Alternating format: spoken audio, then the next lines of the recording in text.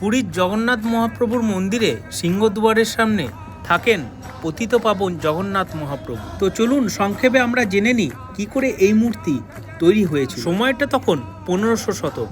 কালাপাহাড়ের আক্রমণে চারিদিক বিধ্বস্ত। মুসলিম শাসক কালাপাহাড় তৎকালীন উড়িষ্যার রাজা মুকুন্দদেবকে পরাজিত করে সবকিছু ধনসম্পদ থেকে শুরু করে মন্দিরের সব লুটপাট করেছিলেন। মৃত্যু ভয় থেকে বাঁচতে শোনা যায় তৎকালীন উড়িষ্যার রাজা ধর্মান্তরিত হন।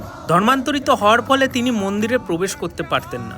উনাদেরই বংশধর রামচন্দ্র দেব মন্দিরের পুজো আবার নতুন করে করার কথা ভাবলে, কিন্তু যেহেতু উনাদের বংশধর আগে ধর্মান্তরিত হন, তাই তিনি মন্দিরে প্রবেশে বাধা। উনি প্রত্যেক দিন সিংহদুয়ারের সামনে এসে হতাশ হয়ে বসে থাকলে প্রভুর স্বপ্নাদেশ পেয়ে উনি আবার নতুন করে জগন্নাথ মহাপ্রভুকে সিংহদুয়ারের সামনে প্রতিস্থাপন করে। তবে থেকে শুরু হলো সিংহদুয়ারের সামনে পতিতপাবন জগন্নাথ মহাপ্রভুর পুজো।